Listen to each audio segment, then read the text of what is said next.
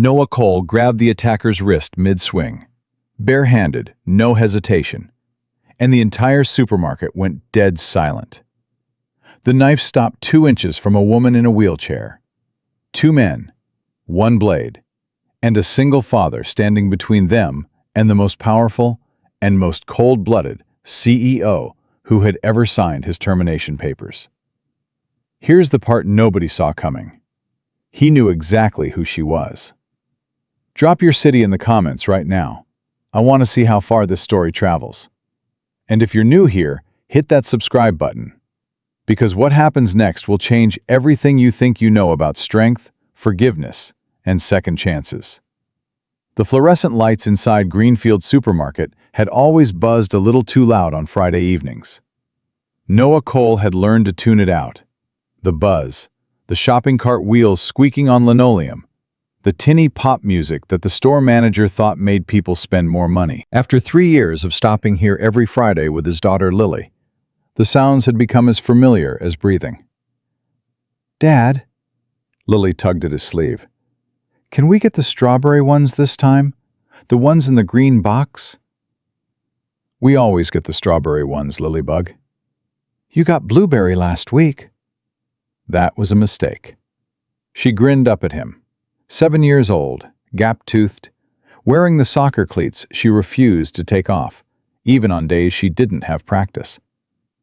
Noah felt the familiar ache in his chest that came every single time she smiled like that.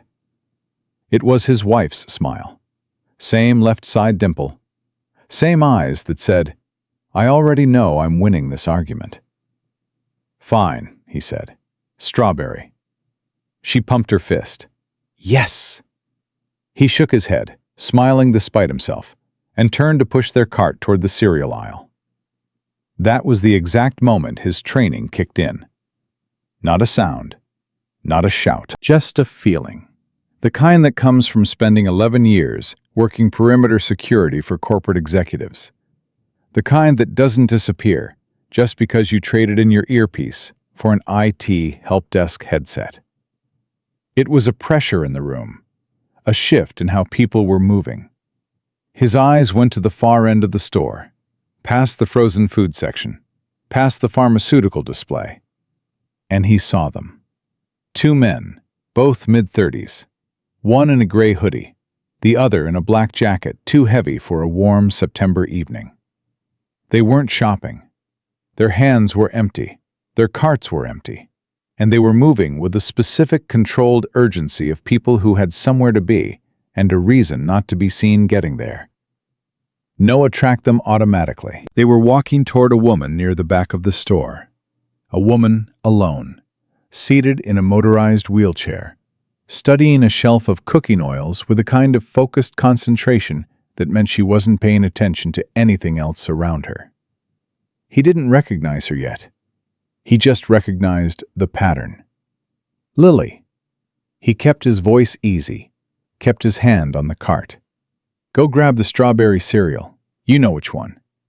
The green box." "That's right. Stay in the aisle, okay? I'll be right there." She was already moving, happy, oblivious.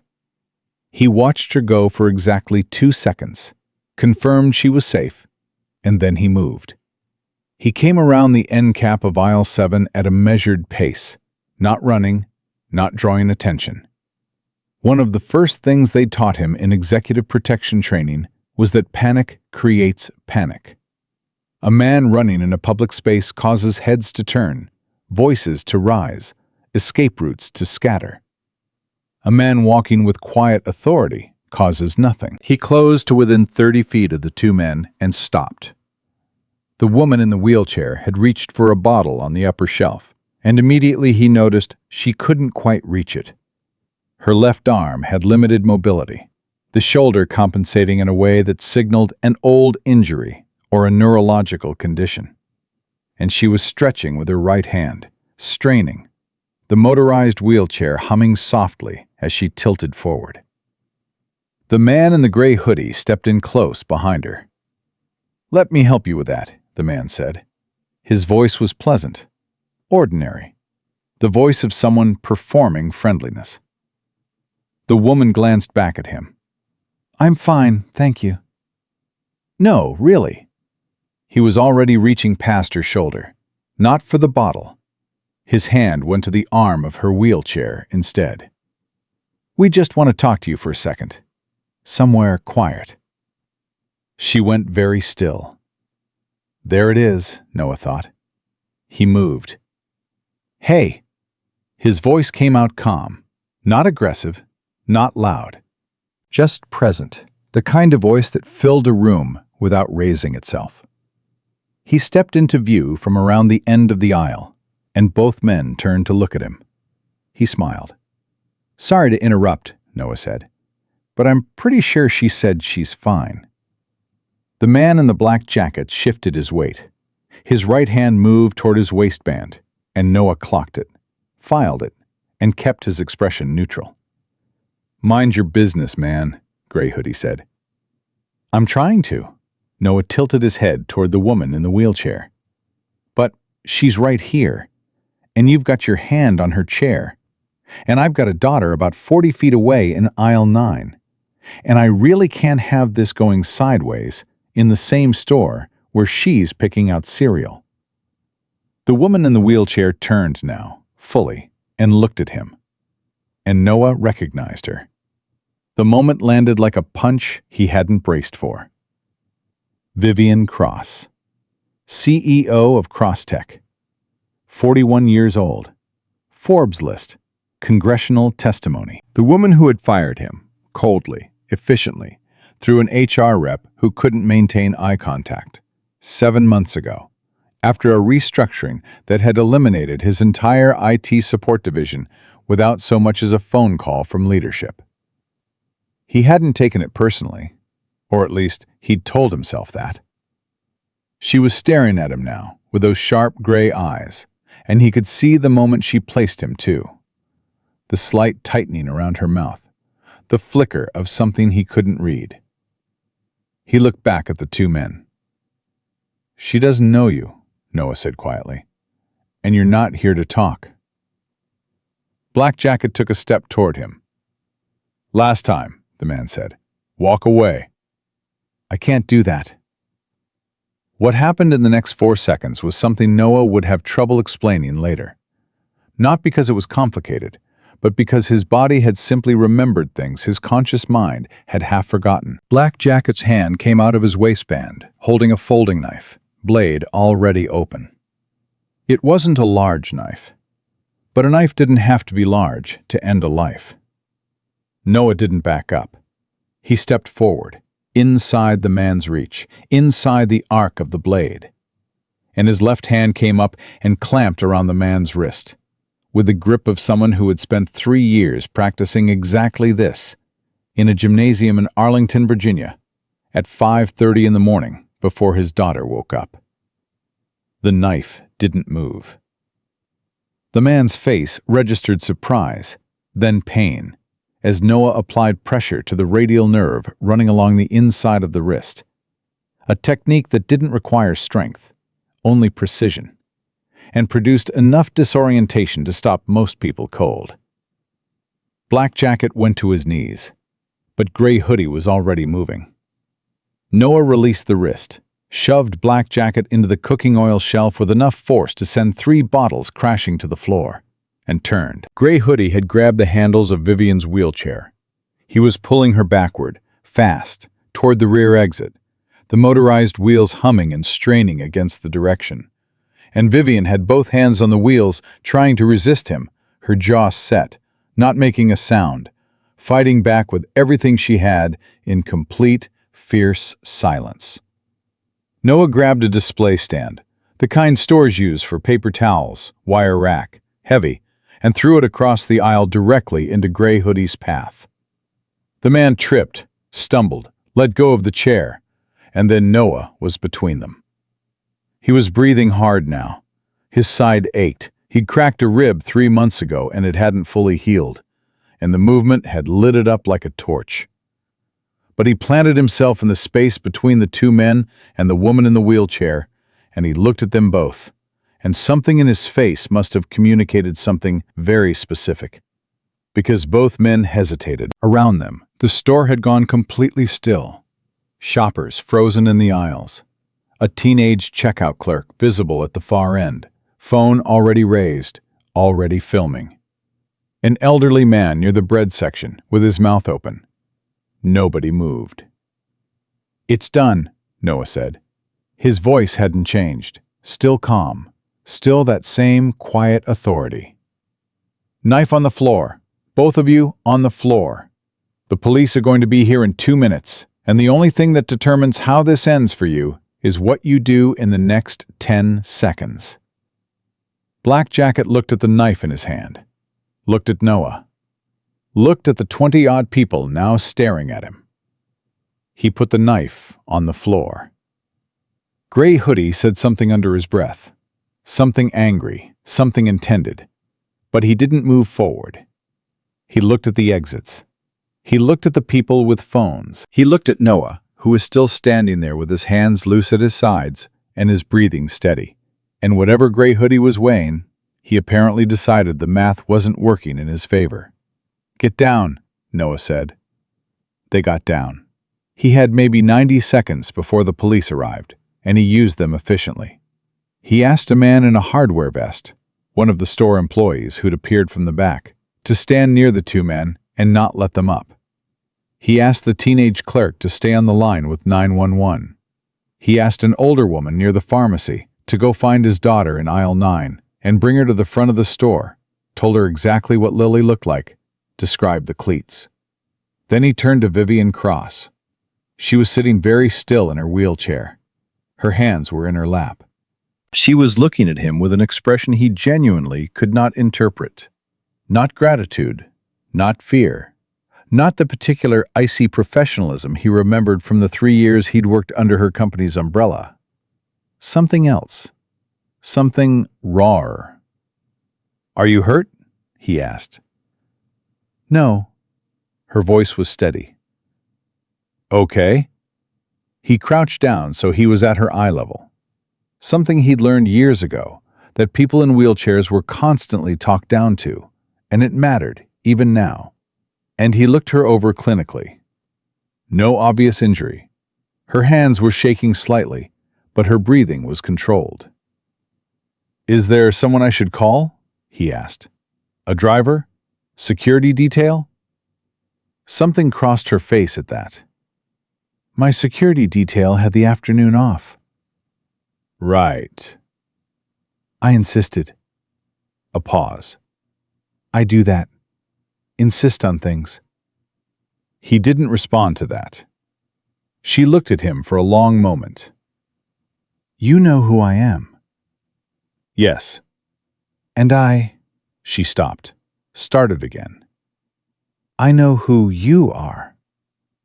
"I know." The silence between them held about 6 different conversations at once. Sirens were audible outside now, getting closer.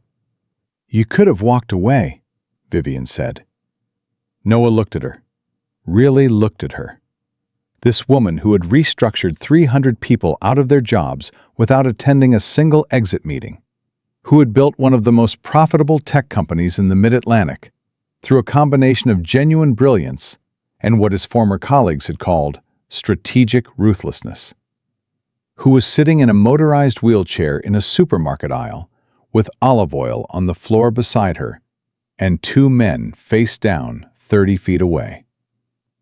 "My daughter's in this store," he said. She held his gaze. "That's the only reason?" He thought about it. Genuinely thought about it. The kind of thinking that takes less than a second but covers a lot of ground.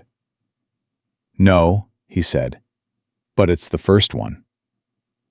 The police took statements for 45 minutes. Noah gave his calmly and thoroughly, the way he'd been trained. Facts, sequence, observable actions, no editorializing. The 2 men were identified as Marcus Webb and Dale Finch, both with prior records, both apparently connected to a competitor of Crosstech, who had been the subject of an industrial espionage investigation that Noah knew nothing about and didn't ask about. Lily sat beside him on the bench near the store entrance the whole time, eating a granola bar that someone had given her, watching everything with wide eyes. "Did you beat up those guys, Dad?" she whispered. "No." "Mikey said he saw you on the video and you—" "Mikey needs to mind his business." She considered this. "Were you scared?" Noah looked across the store to where Vivian Cross was speaking with two plainclothes officers, her posture precise and composed, her hands folded in her lap. "A little," he said. Lily leaned against his shoulder. "I wasn't scared. Because you were there." He put his arm around her. "That's the whole deal, Lilybug," he said quietly. "That's the whole deal." An hour after it was over, when the statements were done and the paramedics had been waved away and the manager had offered Noah a gift card he didn't want, he found Vivian Cross near the front exit. Her driver had arrived, a large, uncomfortable-looking man who'd clearly received an extremely stressful phone call, and was waiting by the accessible van with the expression of someone who was definitely going to be getting rebriefed on security protocols. Vivian was looking at her phone. She looked up when he approached. "Mr. Cole," she said. He stopped a few feet away. "Miss Cross?" She studied him for a moment. In the 3 years that Cross Tech had held the IT contract for which he'd worked, he'd met her exactly twice. Once at an all-hands meeting where she'd spoken for 12 minutes about operational efficiency and answered no questions. And once in an elevator where she'd looked at him with a polite non-recognition of someone who interacts with hundreds of faces a week. She had never learned his name. She knew it now. "I want to say something," she said. "You don't have to." "I know I don't have to." The way she said it was not unkind, but it was definite. "I want to." He waited. She was quiet for a moment, and he got the sense that Vivian Cross was not a woman who had a great deal of practice with what she was trying to do. Not because she was cold. He was revising that assumption, actually, watching her now. But because she'd spent a very long time in rooms where admitting any kind of vulnerability was a strategic liability.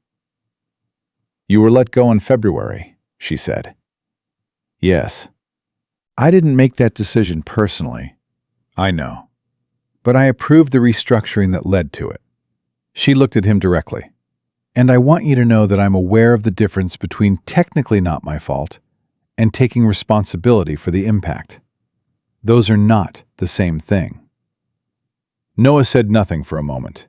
He was genuinely surprised, not by the apology itself, but by its precision.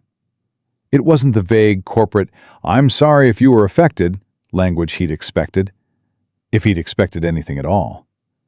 It was the language of someone who understood exactly what they were acknowledging. "I have a 7-year-old daughter," he said finally. "I had to rearrange a lot of things after February." "I know." She paused. "I had someone look into the situation. After today." "That was fast." "I'm efficient." He almost smiled. "I remember." She looked at him. Something shifted in her expression. Not softening exactly, more like a recalibration, like someone adjusting their instruments. "I'd like to talk," she said. "Formally, professionally. Not tonight. Tonight has been enough. But sometime this week, if you're willing." "About what?" "About the fact that I have a 200-person security operation that I now have serious concerns about." A beat.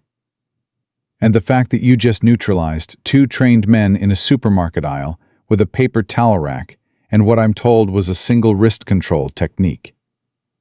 "I also used the momentum from the shelf," he said. "I noticed." He looked at her for a long moment. He thought about February, about the email from the HR system. Automatic, impersonal.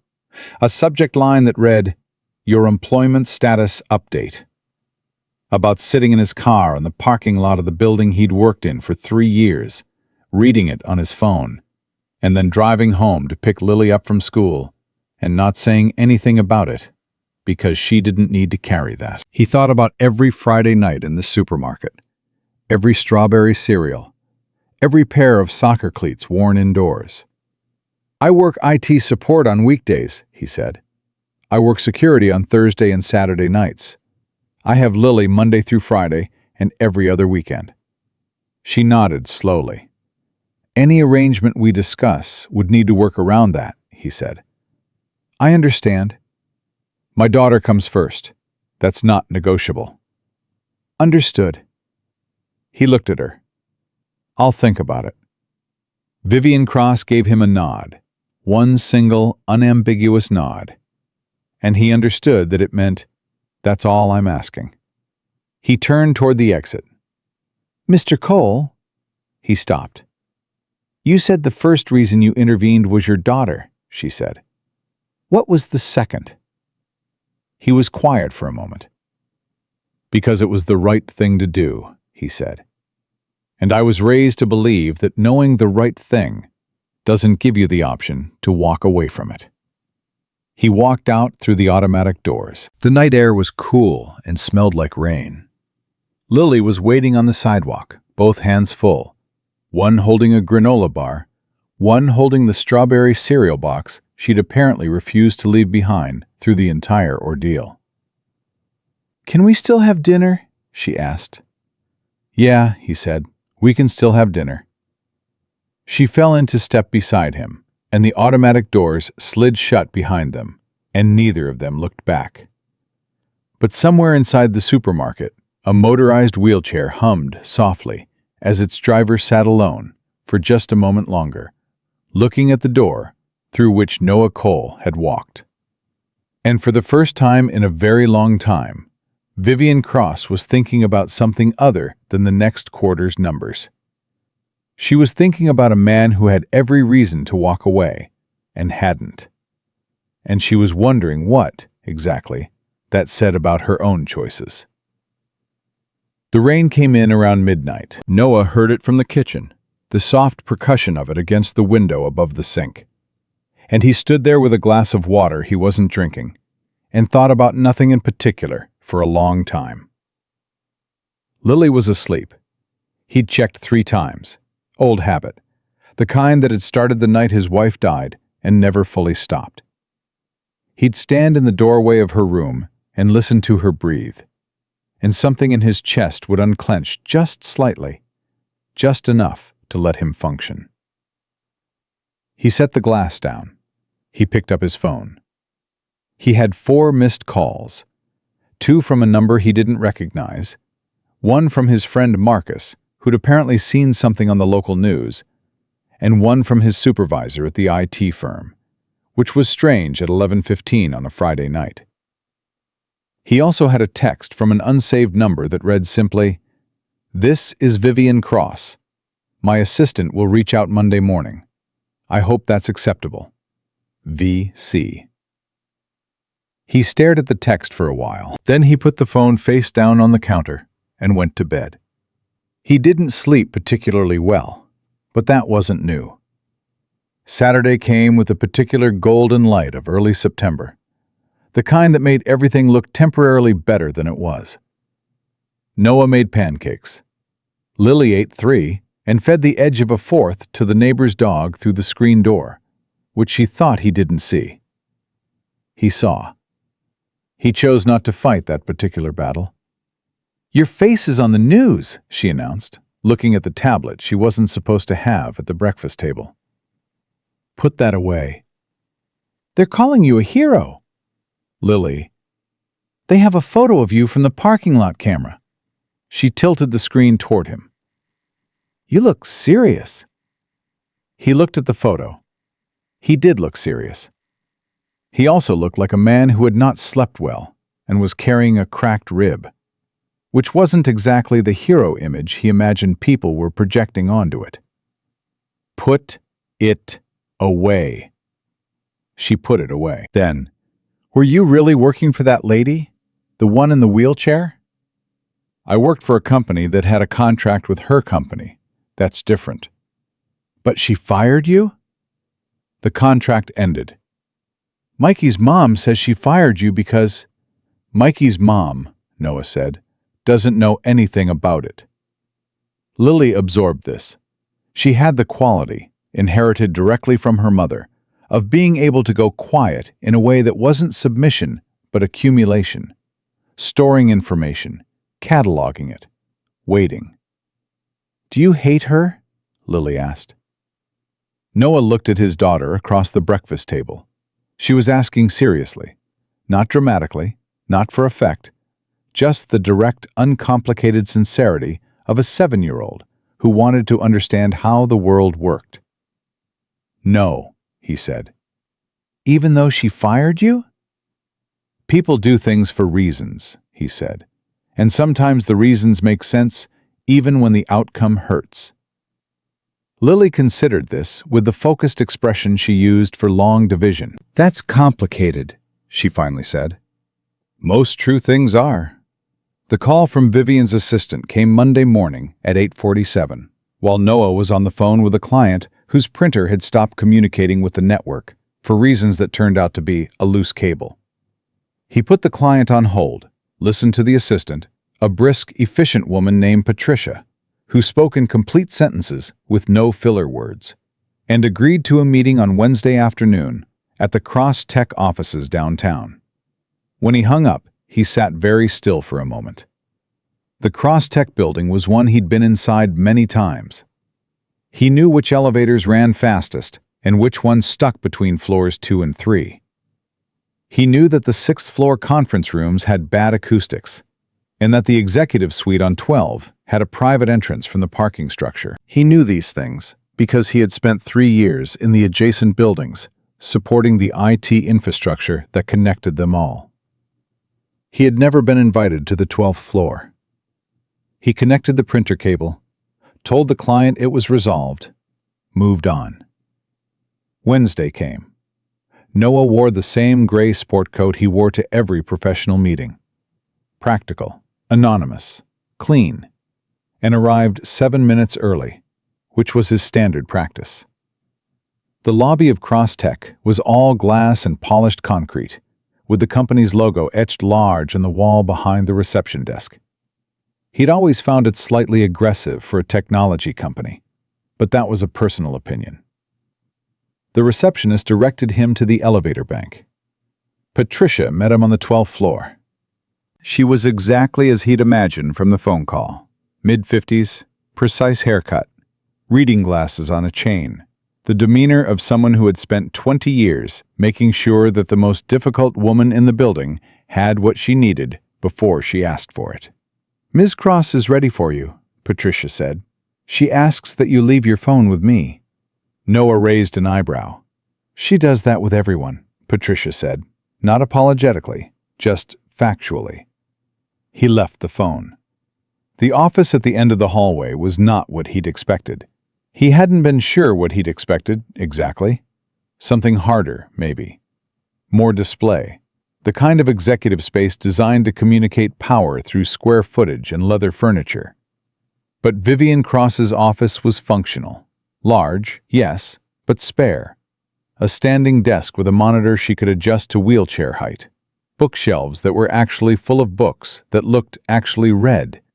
No awards on the wall, which surprised him. A single framed photograph on the desk he couldn't see from where he stood.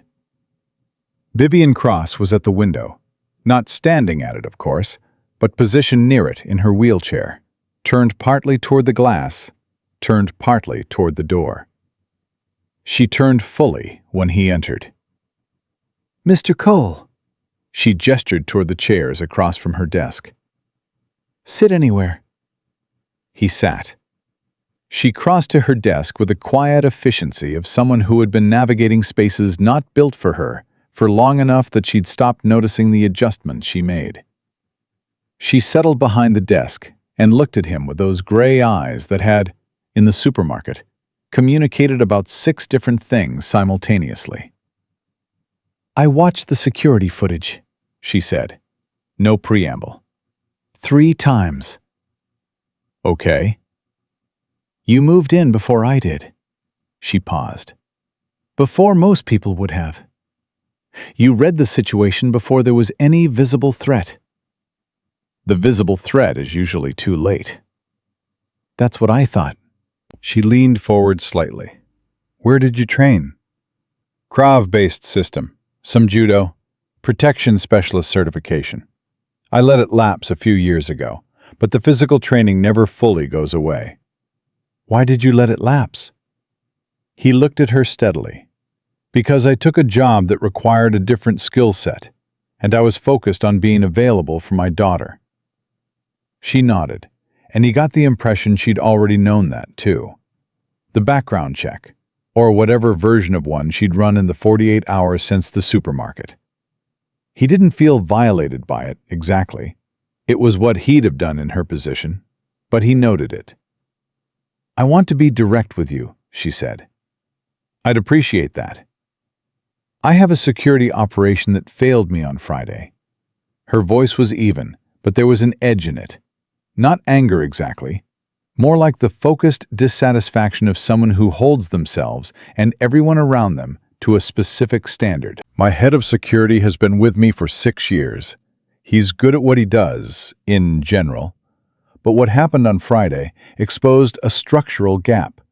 A gap between what my security team plans for and what actually happens in unstructured environments.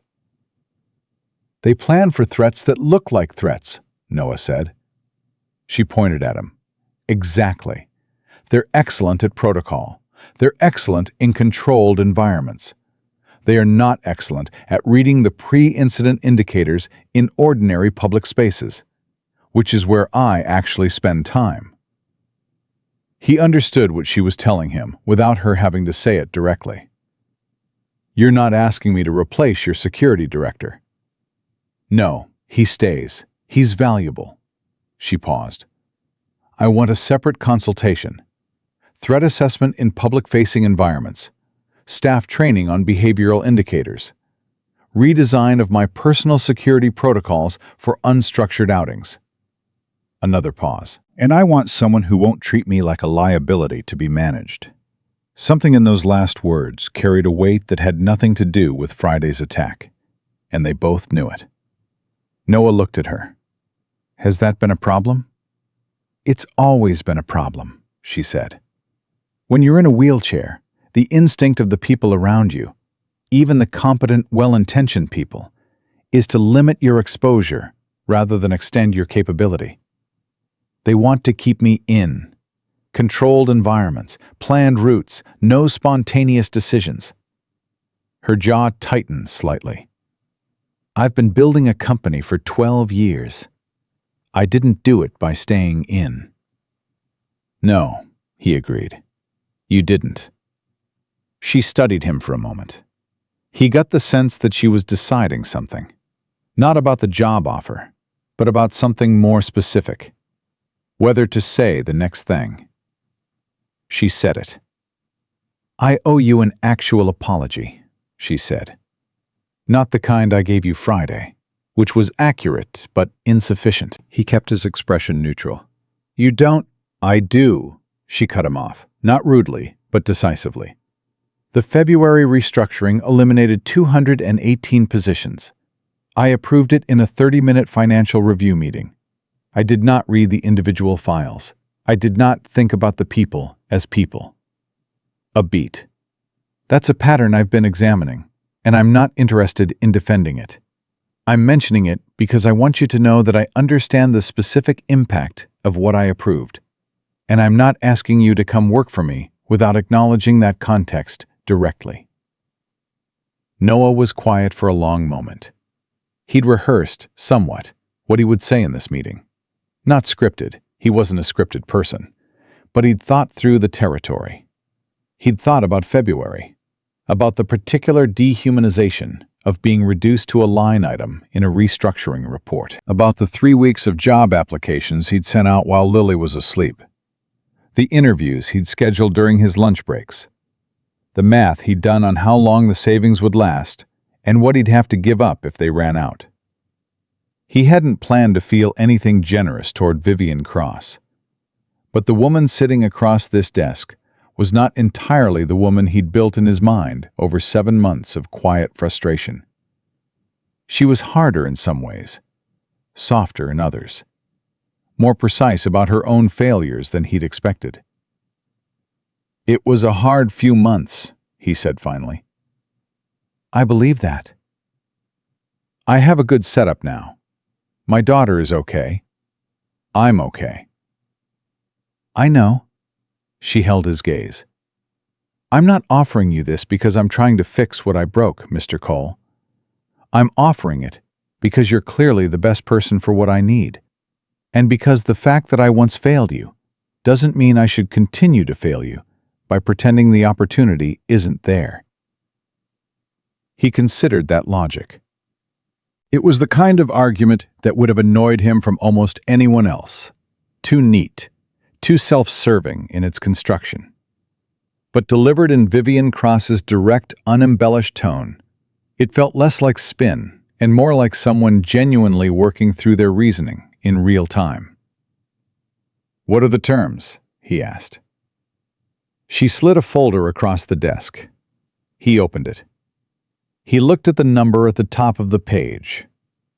He kept his face completely still, but internally he did a rapid recalculation of approximately 6 different financial projections he'd been running since February. "That's consulting rate," she said. "Flexible hours, no office requirement, project-based deliverables. The first engagement would be a 90-day security assessment. After that, we discuss what an ongoing arrangement looks like." "My daughter. I have a daughter too." Vivian said it simply, not as a trump card, but as information.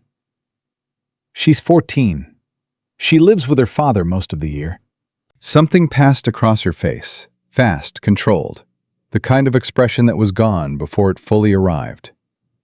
"I understand what it means to build a professional life around the non-negotiable reality of a child." He hadn't known that about her. He found that it changed something, slightly, in the architecture of his understanding of her. "I keep my current job," he said. "That's your choice to make." "I won't cut back on my time with Lily for any consulting engagement, regardless of timeline pressure." "Understood." "And I'll tell you when I think your security protocols are wrong, even when it's inconvenient." She almost smiled. It was a small thing, a slight change at the corner of her mouth, but it was there. "I would expect nothing less from someone who told 2 armed men to get on the floor." He closed the folder. He thought about Lily asking him at the breakfast table whether he hated this woman. He thought about the word hate and how he'd carried something adjacent to it for 7 months without quite examining it. Not hate exactly. More like a sustained, low-grade disappointment in the world's indifference to ordinary lives. And here was this woman, difficult, precise, complicated, not particularly warm and not pretending to be, looking at him across a desk and saying, in her exact, unsentimental way, "I see you. I failed you. Here's what I can offer now." It wasn't a redemption story. Not yet. Maybe not ever. But it was honest. "I'll do the 90-day assessment," he said. She nodded. One clean, decisive nod. The same one she'd given him in the supermarket. "I have one condition," he said. "What is it?" "When I identify a gap in your security, structural, procedural, or personal, you listen. You don't defer to habit. You don't manage me the way you manage people who are afraid to push back." Her gray eyes were steady. "That," she said, "is the first thing you've said that sounds exactly like someone I actually want working on this." He stood. She looked up at him from the wheelchair, and for a moment, just a moment, he saw something behind the precision and the control and the carefully maintained composure. Not weakness, something more like the particular exhaustion that comes from spending years being the most prepared person in every room and still finding out that preparation has limits. "Thank you," she said, "for Friday." He'd told himself he wouldn't make it simple. He told himself he'd keep the professional distance intact, that he wouldn't let the apology and the meeting and the number on the folder paper buy anything from him that hadn't been fairly earned. But she'd said it plainly. No performance, no manipulation. "You would have handled it," he said. She looked at him. "What makes you say that?" "Because when he grabbed your chair," Noah said, "you didn't make a sound. You just started fighting back." He paused. "Most people freeze. You didn't freeze." Something in her posture shifted, a small, almost invisible straightening. "I'll see you Monday," she said. He nodded once and walked out. Patricia was waiting in the hallway with his phone. He took it, pressed the elevator button, and looked at the screen while he waited. He had a text from Lily. "What do you want for dinner, Dad? I'm making grilled cheese. Don't say anything. I'm already doing it." He smiled. The elevator arrived. He stepped in, and as the doors closed, he was already composing his response. He didn't look back at the 12th floor. But somewhere in the room he'd just left, a woman who had spent 12 years making decisions that affected thousands of people was sitting alone with a folder he'd touched, thinking, for the second time in 5 days, about the particular quality of someone who doesn't need to be the loudest person in a room to change everything about it. The first Monday came with a cold front and a problem Noah hadn't anticipated. Her name was Richard Hale. He was Vivian's head of security, the man she'd mentioned keeping, the one who'd been with her 6 years. And he was standing in the 12th floor conference room when Noah arrived, arms crossed, wearing the specific expression of a man who had been told something he didn't agree with and had decided to make his disagreement known through body language rather than words. He was about Noah's height, broader through the shoulders, with the flat-eyed professional calm of someone who'd done serious protective work in a serious environment. Noah recognized the type because he'd been the type, and he understood immediately that Richard Hale was not going to make this easy. "Mr. Cole," Hale said. Not unfriendly, just precise. "Mr. Hale, I've been briefed on your role." "Good. I want to be clear about something." Hale uncrossed his arms, which was either a gesture of openness or a tactical reset. Noah couldn't tell yet. "I don't have a problem with an outside assessment. I have a problem with the framing that what happened Friday represents a failure of this department." Noah pulled out a chair and sat down. "What would you call it?" "A breach in her personal protocol. She left without her detail. That's not a security department failure. That's a principal who overrode her own protection plan." "And how often does she do that?" Hale was quiet for a beat too long. "That's what I thought," Noah said, not unkindly. "So the failure isn't that your team wasn't there on Friday. The failure is that your protocol doesn't account for the behavioral pattern of the principal you're protecting." Hale's jaw tightened slightly. "We've had conversations with her about—" "I'm sure you have," Noah leaned forward. "And she overrides them. Every time. Because the protocol feels like a cage to her, and she's spent her entire career refusing cages." He paused. "So the question isn't how to get her to comply. The question is how to build a system that works with how she actually moves through the world, not against it." The room was quiet. Hale looked at him for a long moment. "You've known her for what, 4 days?" "I've known people like her my whole professional life," Noah said. "Brilliant principals who resist protection because protection, in their experience, has always meant restriction. The solution is never compliance. It's redesign." Another silence. Hale's expression hadn't softened exactly, but something in it had shifted. The difference between a closed door and a door that hadn't decided yet. "I'm not here to take your job," Noah said. "I'm here to fill a gap. If we do this right, your department looks better at the end of 90 days than it does right now." Hale considered that. "I want read-in on every assessment," he said finally. "Nothing goes to her desk without going through me first." "Agreed. And if I think you're wrong about something, I say so." "I'd expect nothing less." Hale extended his hand. Noah shook it. It was not a warm handshake, but it was a real one. The kind between two professionals who've decided to try working in the same direction, even if they're not sure yet they're reading the same map. It was the best Noah could have hoped for, and he knew it. The 90-day assessment had 4 components, and Noah built them methodically. He spent the first 2 weeks shadowing, not Vivian directly, which she wouldn't have tolerated and he hadn't asked for, but the routines around her, the routes her driver took, the buildings she entered regularly, the public-facing events on her calendar where her wheelchair made her identifiable from a distance and where her security detail had to balance visibility with effectiveness. He took notes. He asked questions. He irritated 3 separate department heads by requesting access to security logs they considered proprietary. He got the access anyway, because Vivian told Patricia to authorize it, and Patricia told the department heads, and the department heads, wisely, decided not to argue with Patricia. On his 3rd Thursday, working the overnight security shift at the warehouse complex across town, Noah's phone lit up at 11:42 with a text from a number he now recognized.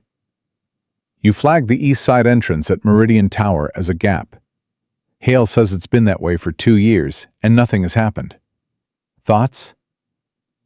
He stared at the phone for a second, then typed back. "Nothing happening isn't the same as nothing being possible. That entrance has no camera coverage, opens to a parking structure, and is the default exit route from the accessible restroom on floor 3. If someone wanted a clean approach to you in that building specifically, that's where they'd come from." 3 minutes passed. Noted. Patricia will coordinate with building management tomorrow. Then, "Why are you awake at midnight?" "Working. Your second job." It wasn't a question. She'd known about it from whatever background check she'd run. He'd figured that. He typed, "Yes." A longer pause this time. "You're working a security shift at night and doing a consulting assessment during the day?" "That's correct." "While raising a child?" "Also correct." The 3 dots appeared and disappeared twice before her response came through. "You're either very disciplined or very stubborn." "My daughter would say both." This time, the pause was short. "Get some sleep when you can, Mr. Cole." He put the phone in his pocket and went back to walking the perimeter.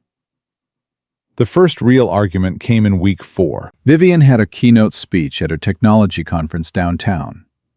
1,500 people, press coverage. The kind of public appearance that her security team prepared for with the seriousness it deserved. Noah had reviewed the venue layout, walked it twice, identified 12 access points, and 3 that concerned him specifically. He'd written it up, sent it to Hale. Hale had incorporated most of it. The problem wasn't the venue. The problem was the reception afterward. A smaller gathering, 3rd floor rooftop space, cocktail hour format, and Vivian's stated intention to attend without the full detail. Just a driver and 1 close protection agent. Noah found out about the modification 2 hours before the event, when Hale sent him a terse message that said simply, "She changed the plan again. I've said everything I can say." Noah called her directly. She picked up on the second ring. "Mr. Cole? You reduced the detail for the reception." "I did. That rooftop has 3 access points from adjacent buildings and a guest list that wasn't finalized until this morning." "I'm aware."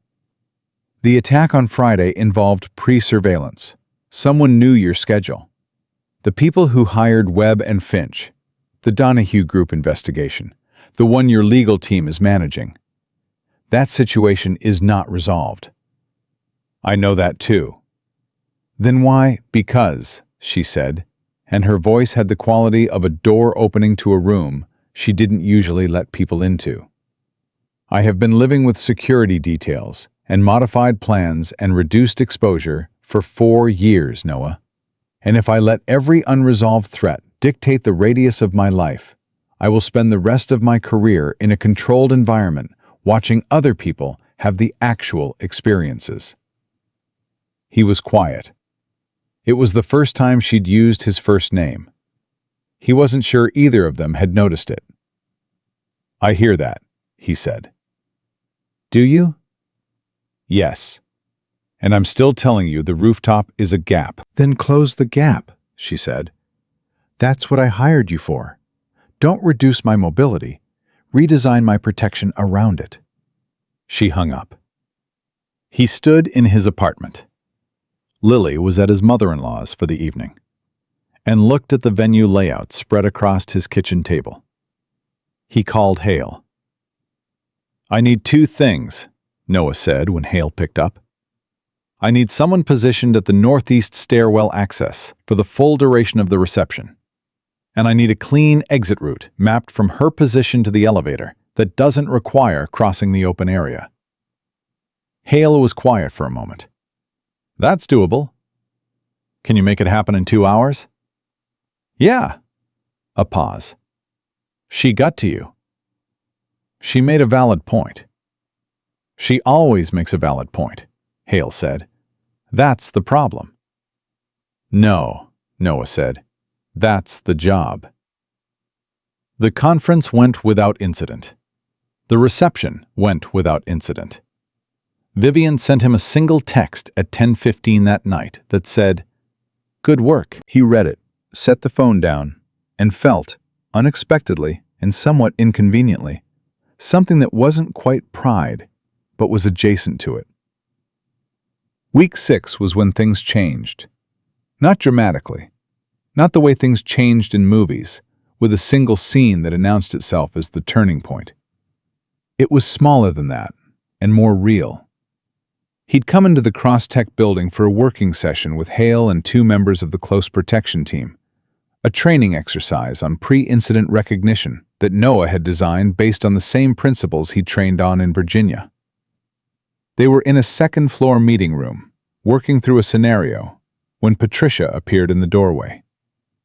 "Miss Cross wants you upstairs," she said, "when you have a moment." The way Patricia said "when you have a moment" meant now. He excused himself and went up. Vivian was at her desk, but she wasn't working. She was sitting very still, looking at something on her screen, and when he came in, she turned the monitor slightly so he could see. It was a news article. The headline read, "Donahue Group CFO indicted on corporate espionage charges. Cross-Tech named as primary target." "It ran an hour ago," she said. "That's good news for the legal case." "It's also," she said carefully, "likely to generate a reaction from whoever Donahue Group has been using for the field work. Indictments have a way of making desperate people more desperate." Agreed. He looked at the article. "Has your legal team flagged this to law enforcement?" "They're on the phone now." She paused. "I want to review the personal security protocol. All of it. Today." "I can do that." She nodded, but she didn't look away from the screen, and he got the sense that what she was about to say next was something different. "My daughter is coming to visit next week," she said. "She'll be here for 10 days. He waited. "She's 14. She lives most of the year with her father in Portland." A breath.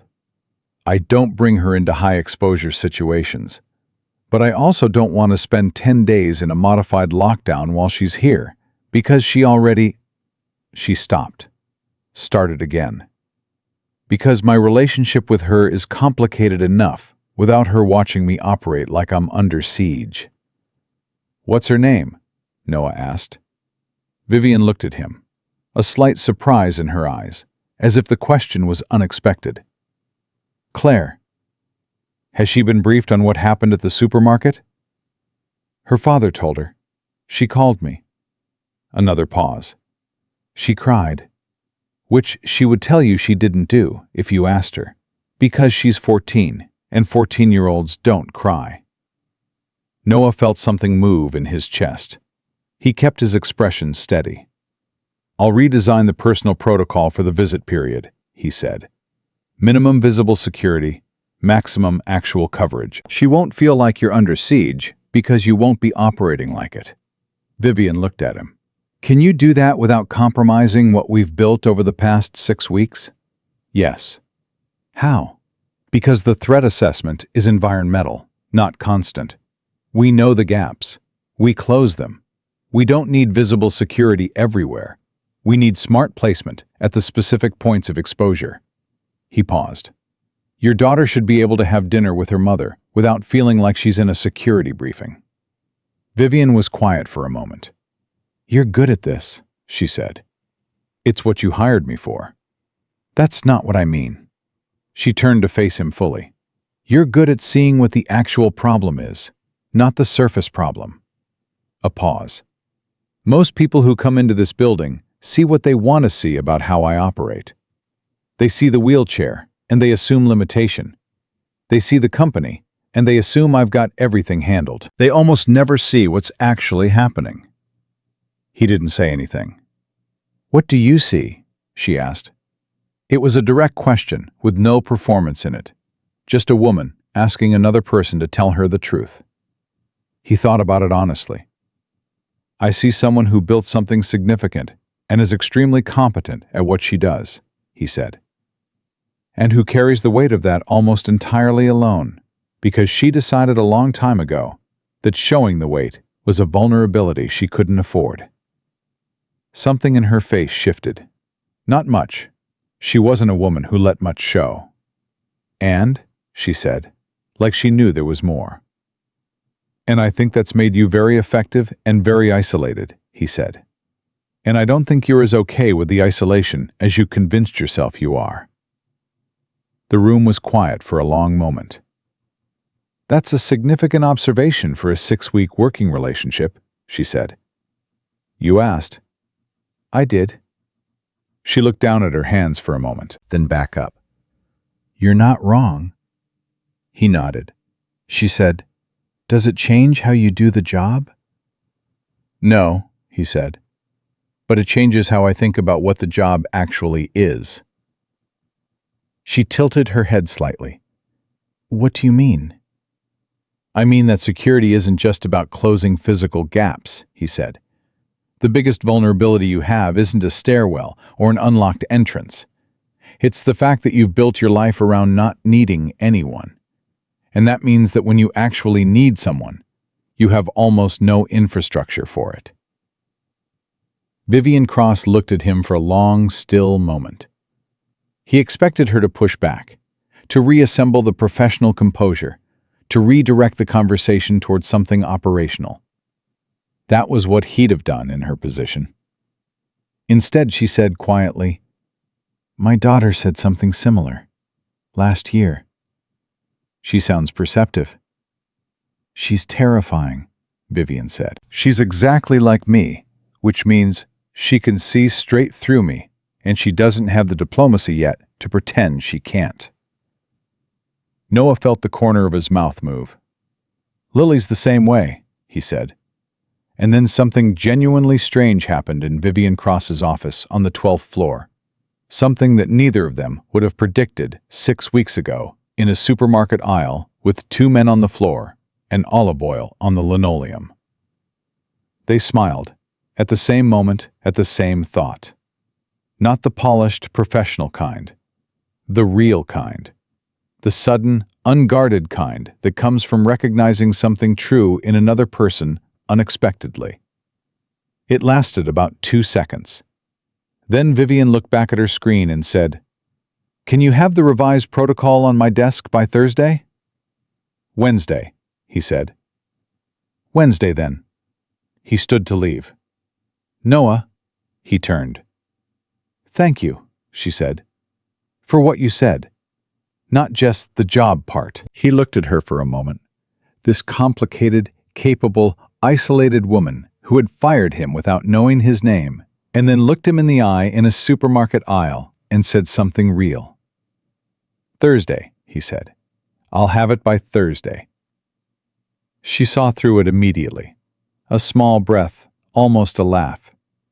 "Wednesday," she said. He walked out. Patricia was at her desk, not looking up, handing him his phone as he passed. He took it, pressed the elevator button, and looked at the screen. A text from Lily. "Dad, can your friend, the CEO lady, come to my soccer game on Saturday?" He stared at the screen. He typed back, "She's not really my friend, Lilybug." The response came in 4 seconds. Yet.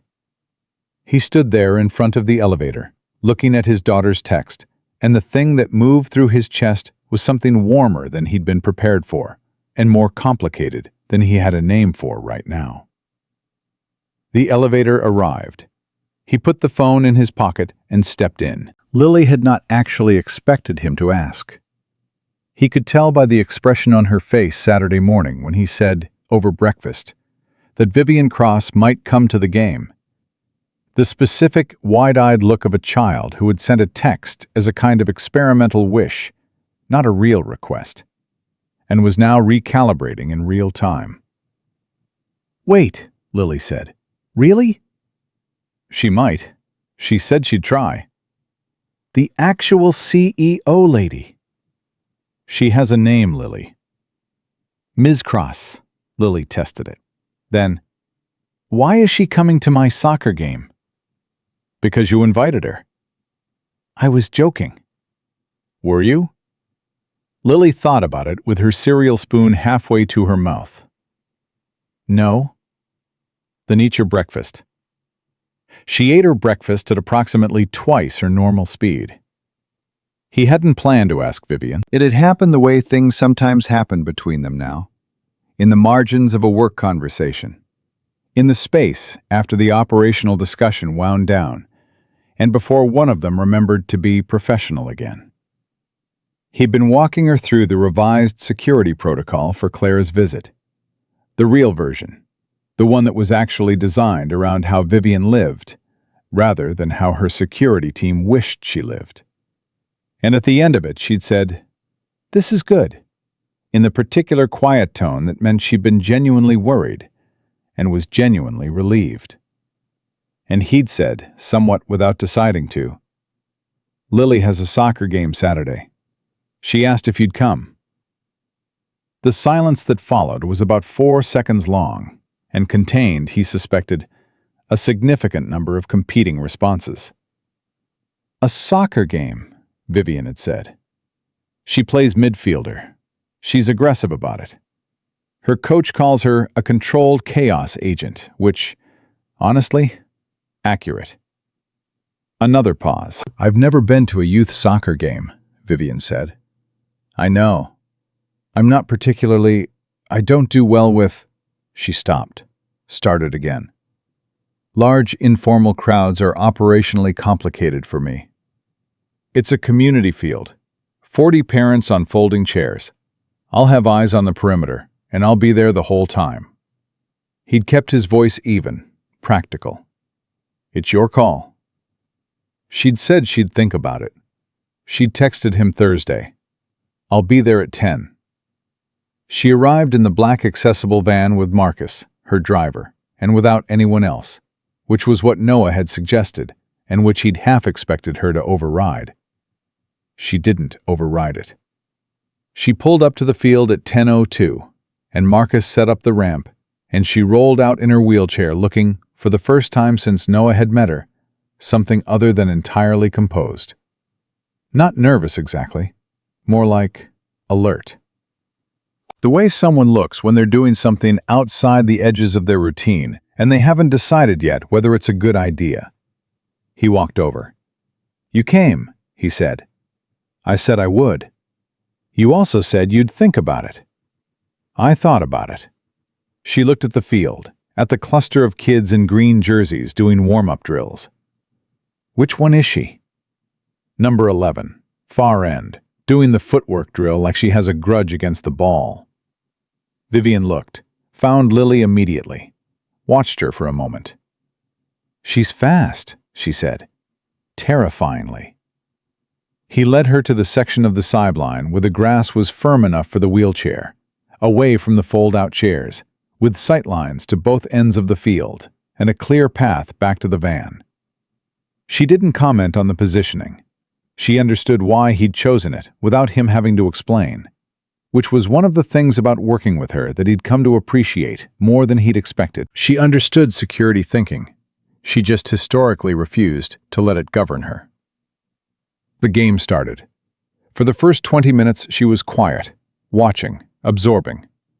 He sat in a folding chair beside her and divided his attention between the field and the perimeter, the way he always did. The background-level vigilance that had become so automatic he barely noticed it anymore. Then Lily got the ball. She cut inside from the left flank, beat one defender with a step-over that was frankly too confident for a 7-year-old, and put a shot on goal that the keeper barely got a hand on. "Oh," Vivian said. "Yeah. She's not afraid of anything, is she?" "It's her most effective quality, and my most stressful one." Vivian watched Lily receive a high five from a teammate, grinning the gap-toothed grin, and something happened in Vivian's expression. Something that opened briefly, like a window in a room that was usually kept closed. "Claire was like that," she said. "When she was little, before—" She stopped. He didn't push. After a moment she said, "Before I was working the hours I was working, before the company got to the size it got to." A pause. "She still plays tennis. Apparently she's very good. I've seen her play exactly twice." The weight in those last 4 words was not self-pity. It was simpler and harder than that. It was just the fact, plain and unargued, sitting there on the sideline between them. "She's coming Tuesday," Noah said. "Yes. 10 days is a long time." "It's also a short time," Vivian said, "when you're aware that every conversation you have with a 14-year-old is either building something or losing something, and you're not always sure which one you're doing." He nodded. He knew that math. He lived inside that math every single day. "She knows you love her," he said. "Does she?" It wasn't quite a question. "You're scared of seeing her," he said. "That's love. Indifferent people don't get scared." Vivian looked at him. "You say things like that," she said, very directly, without preamble. "Is that a problem?" "No." She turned back to the field. "It's disarming. I'm not used to it." On the field, Lily scored. After the game, Lily came off the field at a full sprint, cleats hammering the ground, ponytail flying, and arrived in front of Vivian Cross with the specific fearlessness of a child who has not yet learned that some adults are intimidating. "Hi," she said, breathing hard. "I'm Lily." "I know," Vivian said. "Your father talks about you constantly." Lily shot Noah a look. He kept his expression neutral. "Did you see my goal?" Lily asked. "I saw both of them." Lily's eyes went wide. "I scored twice?" "The second one was in the last 3 minutes. You may have been celebrating prematurely." Lily spun around to look at the scoreboard. "We won?" 4-2, Vivian said. "Your team won. Yes." "Dad, we won!" "I was there, Lily." "I scored twice!" "I know." Lily turned back to Vivian with the energy of a person who had just received tremendous news. "Are you going to come to the next game?" Vivian blinked. It was the fastest Noah had ever seen her caught off guard. Perhaps. We play Thursday. It's at 4:30. Lily tilted her head. "Do CEOs work on Thursdays?" "They do, typically." "Oh." Lily considered this. "What if it was really important?" "Lily," Noah said, "I'm asking a real question." "It's fine," Vivian said. There was something in her voice, a warmth that she wasn't suppressing exactly, but that seemed to surprise her as it arrived. "What position do you play?" "Midfielder. Coach says I'm a controlled chaos agent." "I heard." Vivian's mouth moved.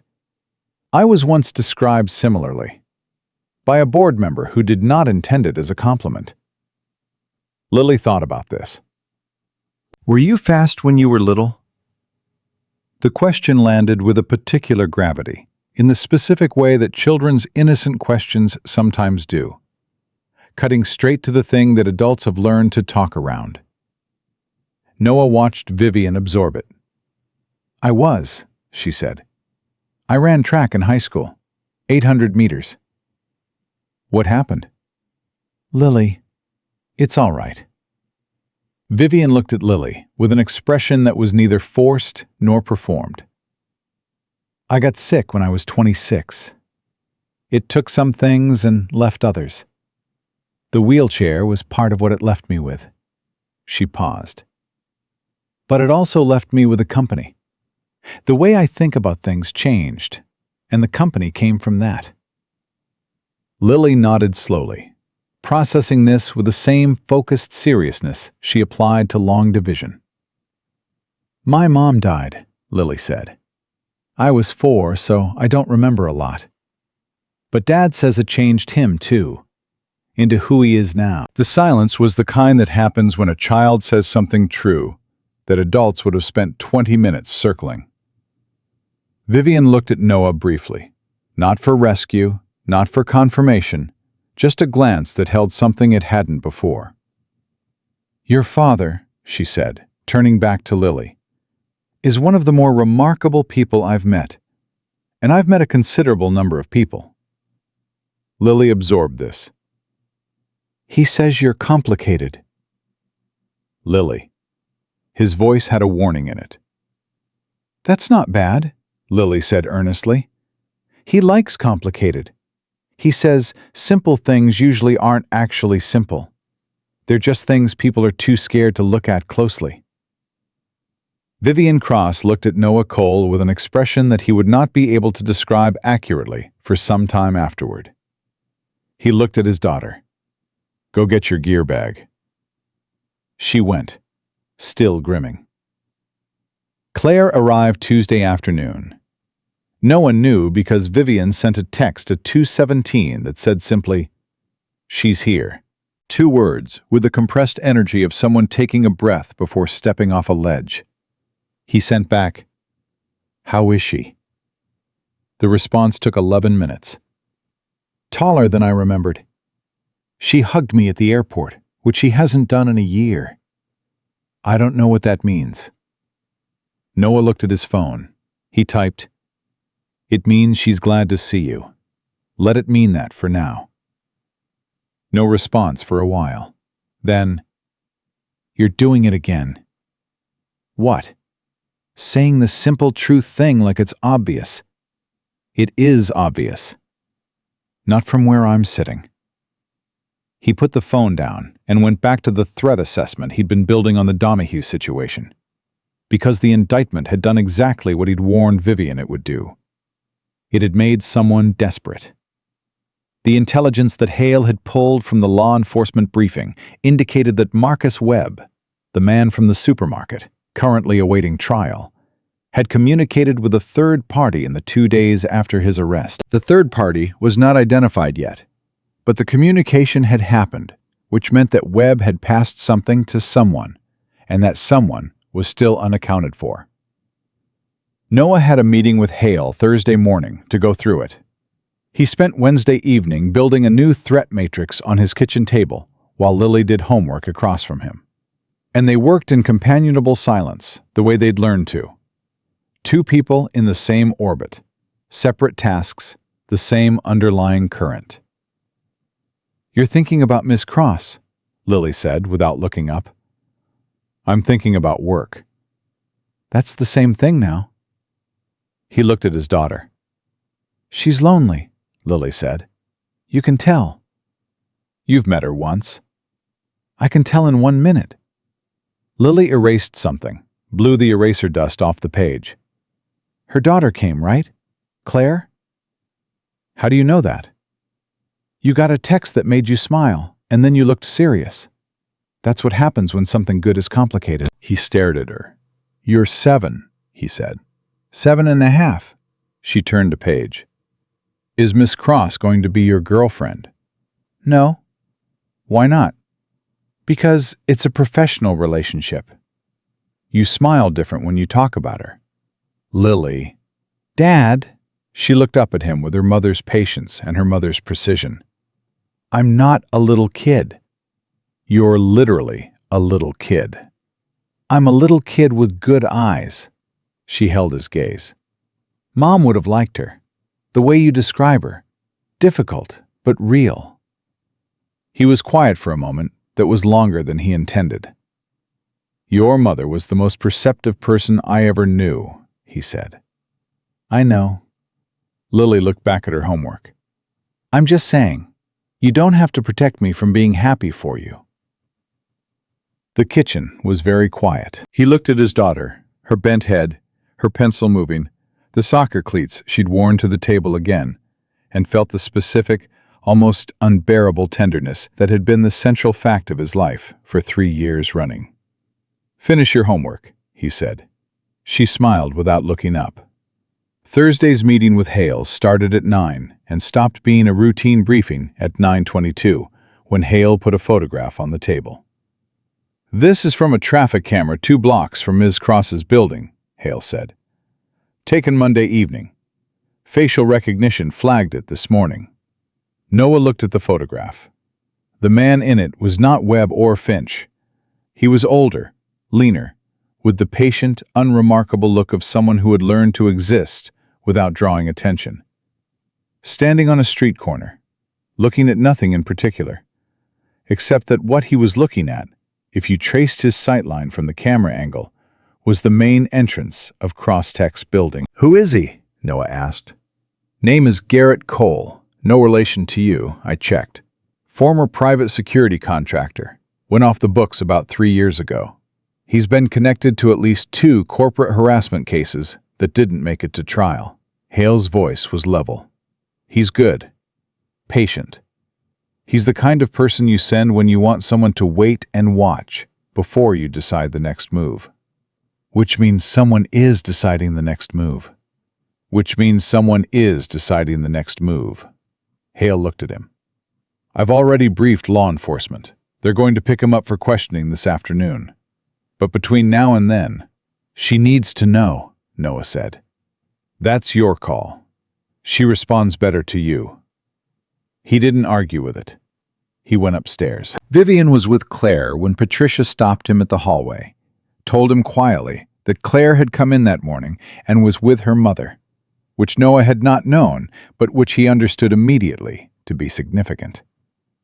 Vivian had been with her company every day for 12 years. The fact that Claire was sitting in her mother's office at 10 in the morning on a Thursday meant something was happening between them, and Noah did not want to interrupt it. "It's important," he said.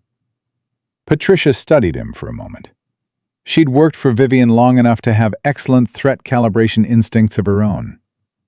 She went to the door, knocked, opened it slightly. He heard Vivian's voice. "Send him in." The office had 2 people in it, Vivian behind her desk and in the chair across from her, the chair where Noah usually sat. A girl who was taller than he'd expected, with Vivian's gray eyes and the particular tight-shouldered posture of a teenager trying to look like she wasn't nervous. Claire looked at him when he came in. Quick assessment, her mother's instinct. "Claire, this is Noah Cole," Vivian said. "He handles security consulting for the company." "You're the one from the supermarket," Claire said. "Yes." She studied him for one more second. Apparently, he passed whatever the test was. "I'll wait outside," Claire said, starting to stand. "Stay," Vivian said. The word was quiet and direct, and something in Claire went still at the sound of it. She sat back down.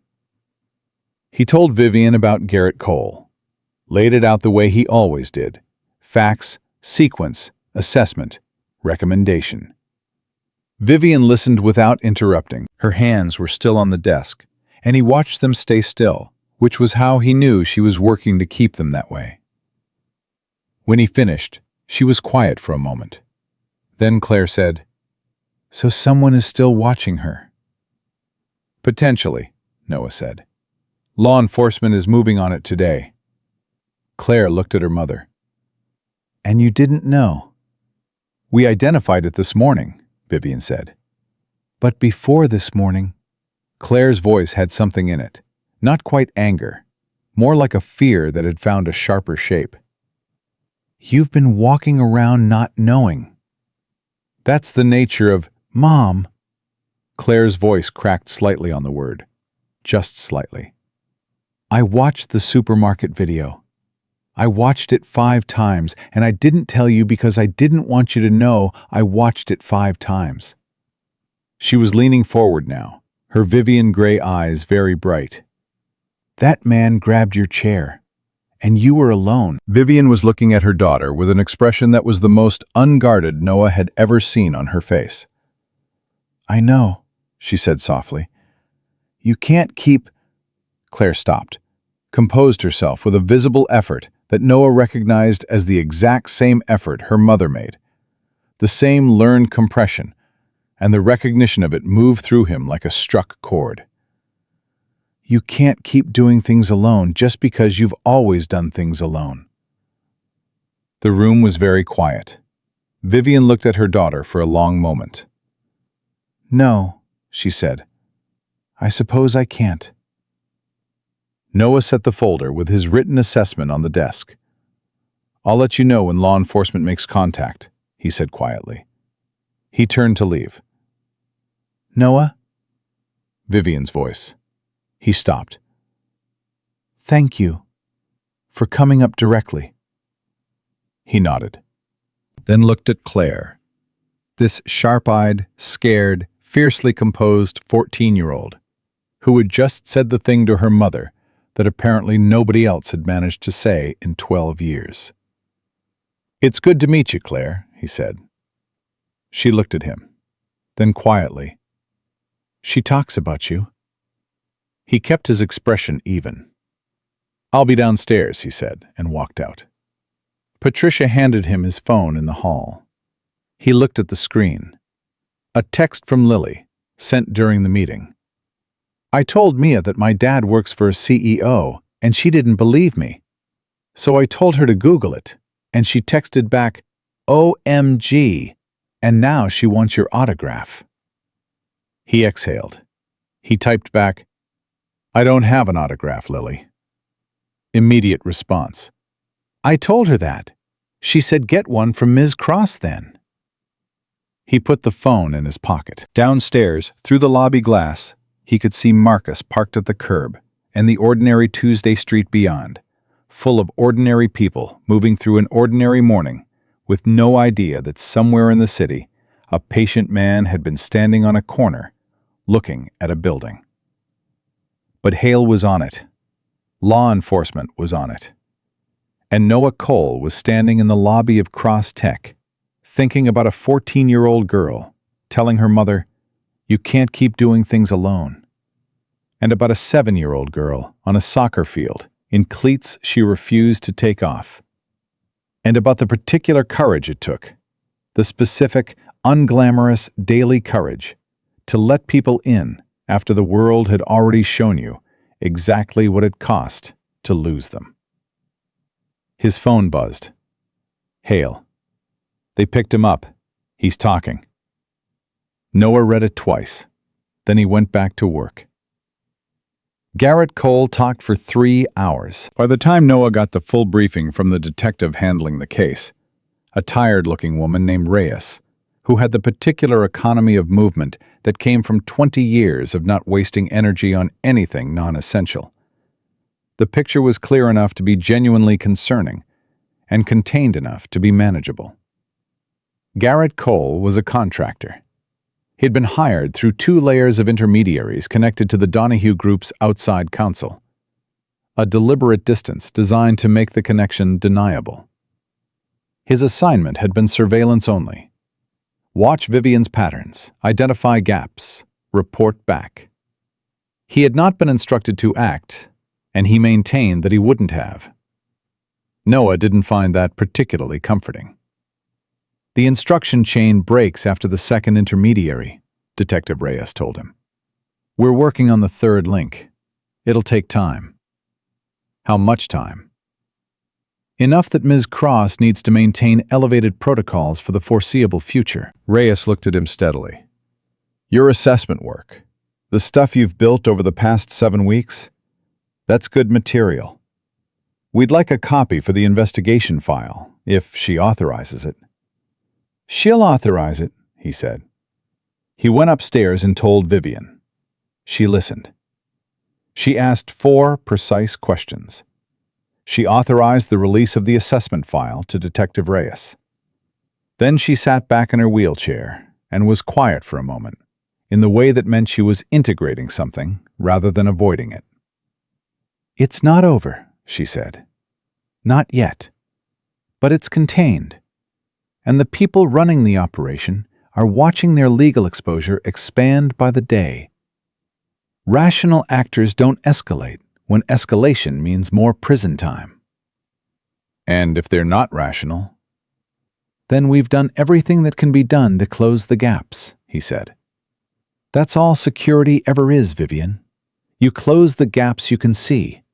You stay alert to the ones you can't. And you don't stop living your life because someone else decided to make it their target.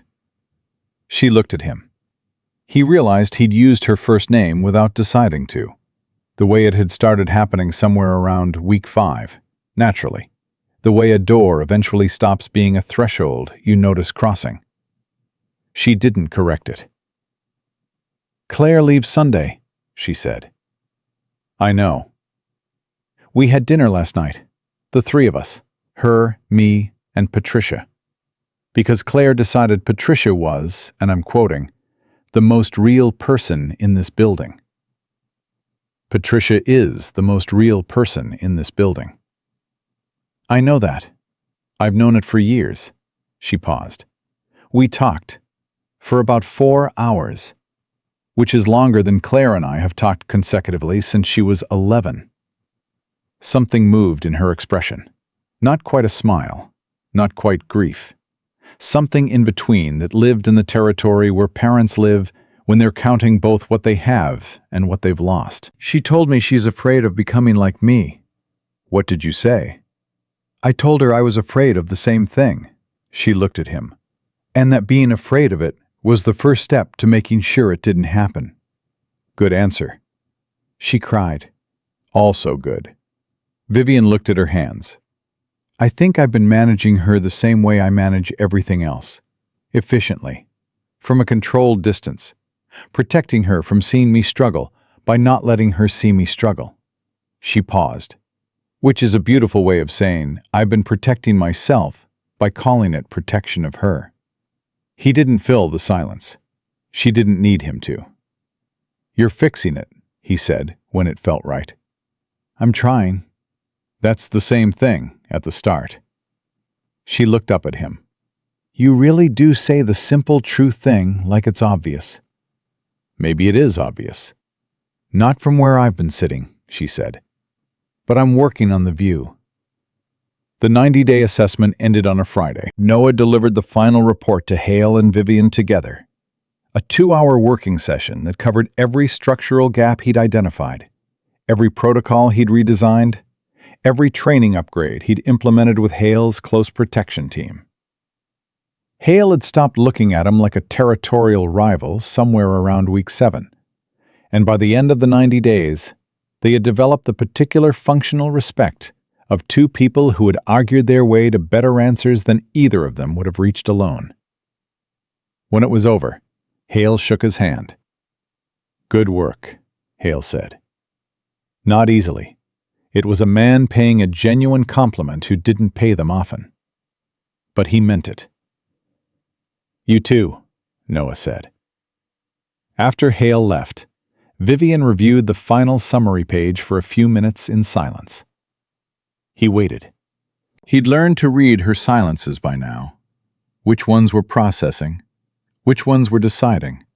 Which ones were the particular kind of quiet that meant she was about to say something she'd been working up to for a while? This was the third kind. She closed the folder.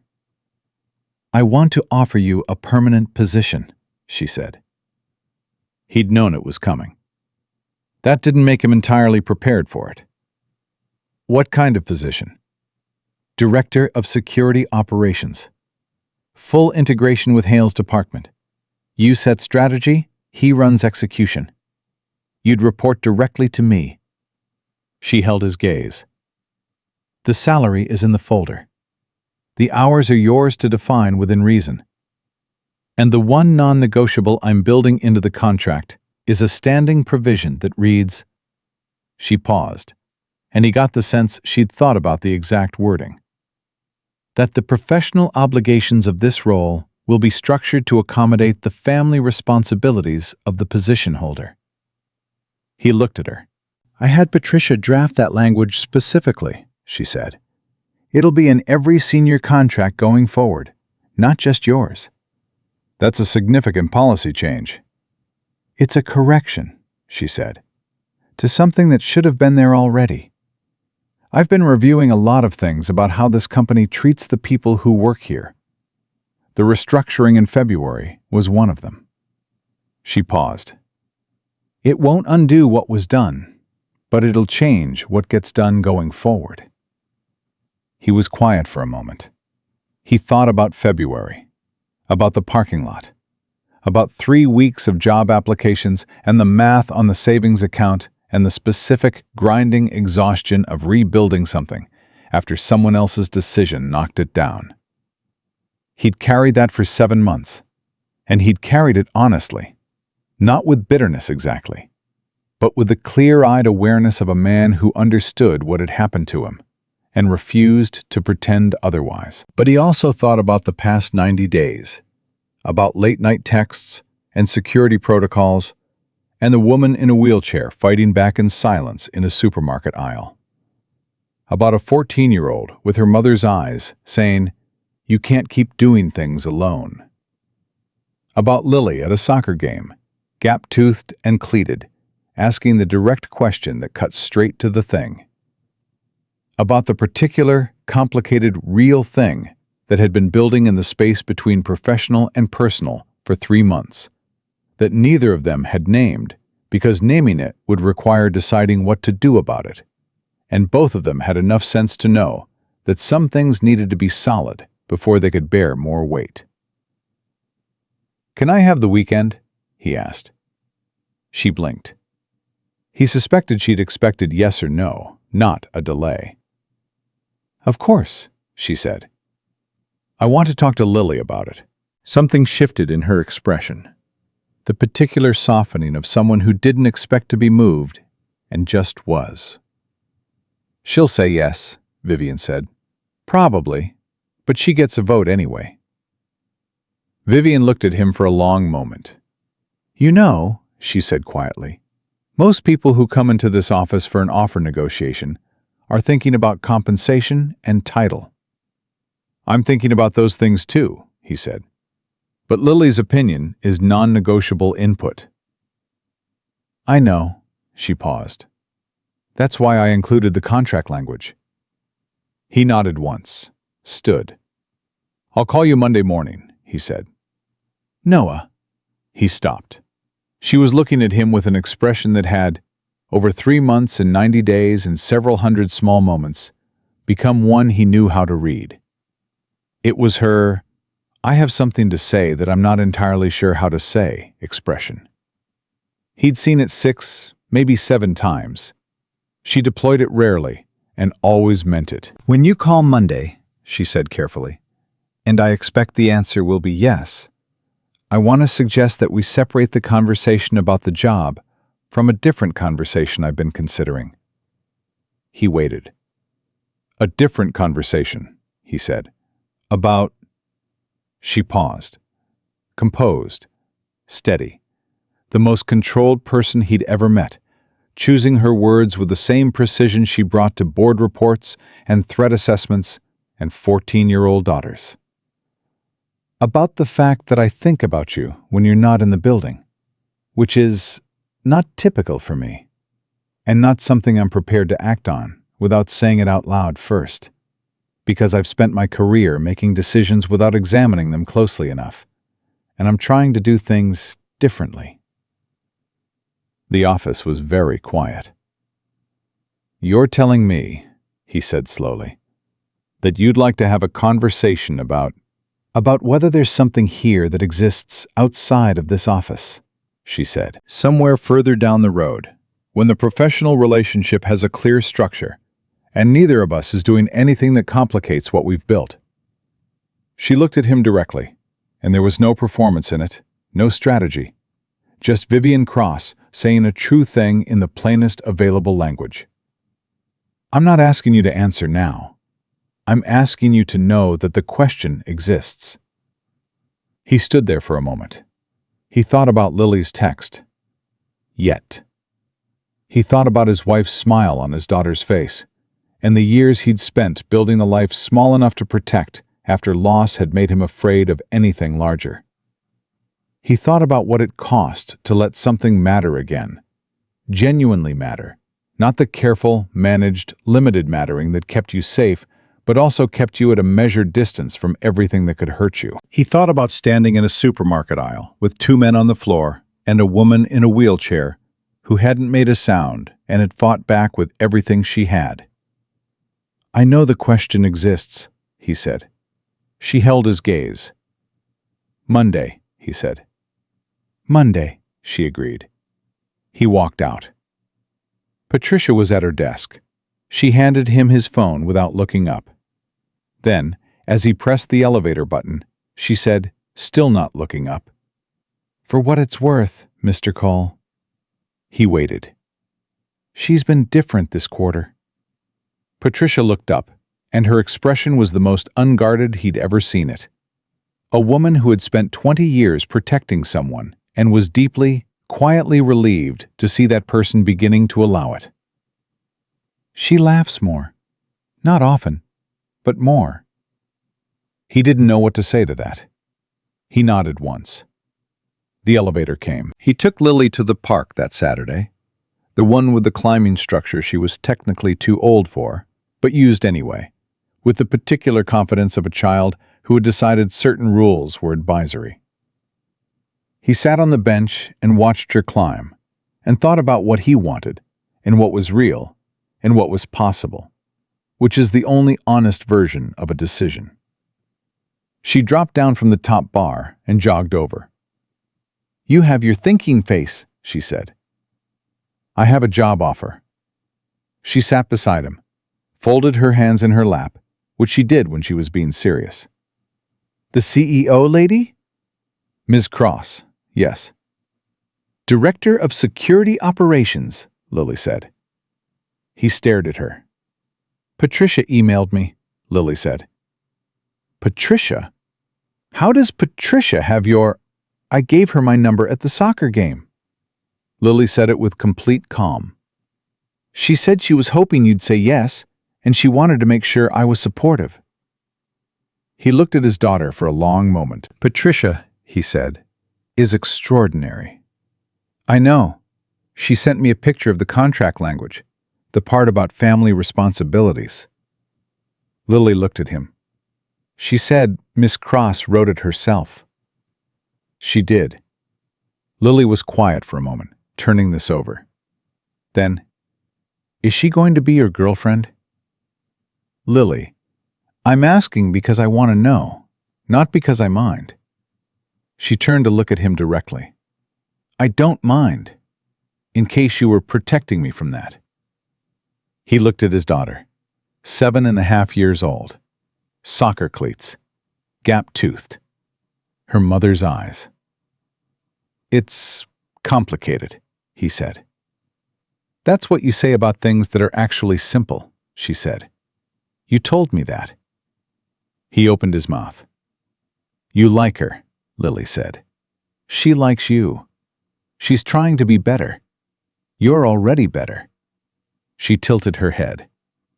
"What's complicated?" He sat there on the park bench and genuinely did not have an answer for that. "Are you scared?" Lily asked, quieter now, without the brightness, the real question underneath the real question. He was honest. "Yeah," he said, "a little." Lily leaned against his side. He put his arm around her. "I know," she said. "Me too. Sometimes." A pause. "But she came to my game, and she remembered the score when I forgot." He held his daughter and looked at the afternoon. "Take the job, Dad," Lily said. "The rest figures itself out." He kissed the top of her head. "Yeah," he said, "I think it does." He called Monday morning at 8:30. Vivian picked up on the first ring, which told him she'd been waiting. "I'll take the position," he said. A beat of silence. Then, "Good. The contract language stays as written." "It stays as written. I told you." "I know. I'm confirming it for my own satisfaction." "Understood." A pause. The comfortable kind. The kind that had developed over 3 months between two people who had gotten to know each other's silences. "The other conversation," he said. "Yes. I'm not in a hurry. I don't think either of us should be." "Agreed. But I want you to know that I've considered it," he said. "And I don't think the question is whether there's something there. I think the question is when it becomes the right time to stop being careful about it." She was quiet for a moment. "That's a patient answer," she said. "You've been patient for 90 days, he said. "I can manage the same." Something in her exhale, not a laugh, but adjacent to one. The released pressure kind. "You know, when I hired you, I thought the primary value you'd bring was threat assessment." "And?" "The threat assessment has been excellent," she said. "But that's not primarily what you've brought." He waited. "You've brought..." She paused, and he could hear her choosing the words with care. "Perspective. The kind that doesn't come from reading reports." Another pause. "The kind that comes from someone who has actually lost things and rebuilt anyway, and still believes the world is worth showing up for every day." The morning light was coming through the kitchen window. Lily was at school. The apartment was quiet. "You believe that too," he said. "You've been showing up for 12 years." "I've been working for 12 years, she said. "That's different from showing up." He thought about that. "Maybe, but you're here. You built something. You raised a daughter even when the hours were wrong and you're trying to fix what broke between you, which most people don't do, because fixing things requires admitting they were broken." He paused. "You're not as closed off as you think you are. You're just slow to open?" "Careful," he said, "which isn't the same thing." A long pause. "Noah?" "Yeah." "Thank you," she said, "for February and for everything that came after." It was the most complete sentence she'd ever aimed at him. He understood all of it. The specific weight of February. The specific reach of everything that came after. The specific courage it took for a woman like Vivian Cross to put those two things together and hand them to someone else without qualifying them. "See you tomorrow," he said. 8:30, she said. "Patricia will have the contract ready." "I'll be there at 8:23. "Of course she will," she said, and the warmth in it was real and unmanaged and his. The Donahue case resolved 6 weeks later. The third intermediary was identified, a mid-level executive who had panicked at the indictment and had, in that panic, made the mistake of calling the wrong person. The connection to the harassment campaign against Vivian was established. Criminal charges were filed. Civil litigation followed. The man from the parking lot, the patient one, accepted a plea deal. Marcus Webb and Dale Finch pled guilty to aggravated assault and attempted kidnapping. Their sentencing was covered briefly by 2 local news stations and 1 business publication, which described the incident in a sidebar to a larger story about the Donahue Group's collapse. In that story, Vivian Cross was quoted as saying, "This company has always operated with the conviction that what we build should be worth protecting. We will continue to do exactly that." It was a good quote, professional, precise. It did not mention the supermarket, or the 2 men on the floor, or the single father with a cracked rib and a daughter in soccer cleats who had stepped between a knife and a wheelchair without pausing to decide. But in the comments section of the business publication's website, someone had posted the original security footage from Greenfield Supermarket with a link, and by the end of that week, it had been watched 400,000 times. Noah saw the view count on a Thursday evening while Lily was eating dinner. He put his phone face down. "Dad," Lily said without looking up from her food, "Mikey says you're famous." "Mikey says a lot of things." "He's not wrong this time." "Eat your dinner." She ate her dinner. Then, "Ms. Cross texted me." He looked up. She said, Lily pulled out her phone, read carefully. "Tell your father I saw the view count. He is handling it with the same composure he handles everything. That is meant as a compliment." He looked at his daughter. "She texts you directly now," he said. "She started when Claire went back to Portland. I think she was," Lily considered the word, "quiet. After. And she texted me about the soccer game, and then we just kept going." Lily set the phone down. "She's not that scary, you know, under all the CEO stuff." "I know." "She showed me a photo of Claire. She looks like her." Lily paused. "She told me she's flying to Portland next month to see Claire's tennis tournament. She said it was your idea." It was. He'd said it simply, about 3 weeks after Claire left. Go to the tournament. Don't call ahead and build up to it. Just go. And Vivian had looked at him with the particular expression she wore when something landed squarely, and she'd said nothing. And apparently, she'd been thinking about it ever since. "It was a small idea," he said. She said it wasn't. Lily looked at him steadily. She said, "You have a way of making the obvious thing look easy, even when it isn't." A pause. "I think she really likes you, Dad." He looked at his daughter. "I really like her, too," he said. Lily smiled, gap-toothed, unhurried, completely certain, the way she was about things she'd decided were already true. "I know," she said. "I could tell from the beginning." The first time Noah and Vivian had dinner, real dinner, not a working lunch or a post-briefing coffee or any of the other professional adjacencies they'd been using as infrastructure for 3 months, was on a Tuesday in November, when the city had gone gray and cold and the trees were bare. It was Lily's idea, technically.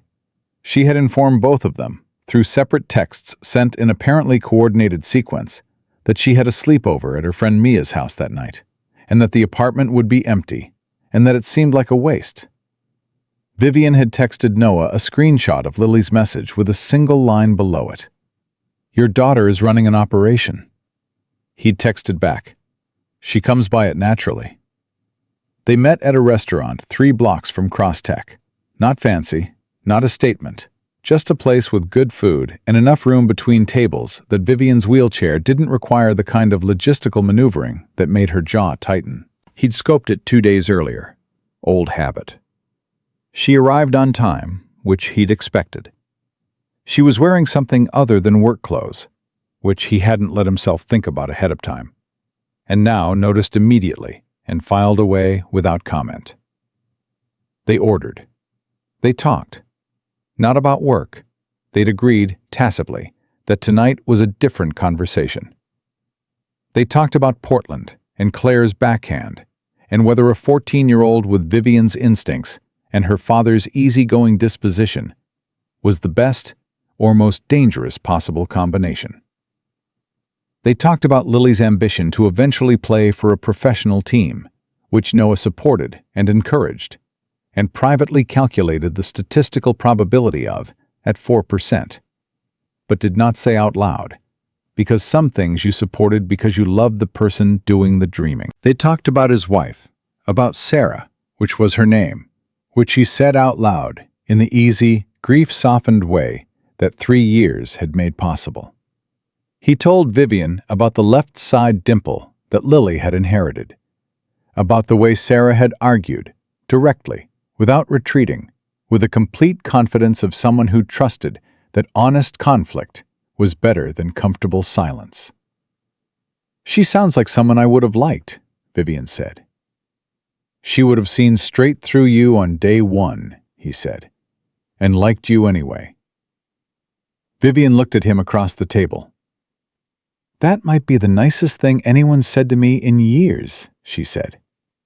He smiled. She smiled back, the full version this time, the one that arrived without calculation, the one he'd been seeing more of in the past month, and intended to keep earning. It was a good dinner. When it ended and Marcus pulled the van up to the curb, Vivian looked at him from the doorway with a particular expression of someone who has decided that a moment deserves to be acknowledged rather than managed. "This was good," she said. "Yeah," he said. "It was. We should do it again. We should." She held his gaze for a moment. Vivian Cross, CEO, who had built something real from nothing, who had made mistakes and was working to correct them, who had fought back in silence in a supermarket aisle and cried on the phone with her daughter and learned, at 41, that showing the weight was not the same as losing under it. "Noah," she said. "I know," he said quietly. She nodded once, got in the van. He watched it pull away. He put his hands in his jacket pockets and walked back through the November dark toward his apartment, where the lights were off and Lily's soccer cleats were by the door and the kitchen still smelled faintly of the breakfast she'd made that morning. He stood in the middle of the quiet apartment for a moment. He thought about February, about the parking lot and the email and the long drive home, about the version of himself that had sat in that car deciding quietly that the world was indifferent and that the only honest response was to protect what he had left and expect nothing more. He thought about a woman in a wheelchair in a supermarket aisle, reaching for a bottle she couldn't quite reach. He thought about the 2 seconds before he moved, that small window of choice, unremarkable from the outside, containing everything. He had moved. And everything that had come after, the job, the 90 days, the conversations, the gradual and unspectacular and absolutely real process of 2 damaged, capable, careful people learning to trust each other, had come from that choice. Not from a single heroic moment. From a man deciding in 2 seconds that walking away was not something he was capable of being. Some people found their way back to living by grand gestures. Noah Cole found his the same way he found most things. One small right choice at a time, every day, without stopping. He turned on the kitchen light. He started the coffee. He had work tomorrow, a daughter to pick up, and a woman 3 blocks away who had learned to leave the door slightly more open than she used to. And none of it was finished yet. None of it was perfect. All of it was genuinely, stubbornly, completely worth it. He was exactly where he was supposed to be. And this time, he knew it.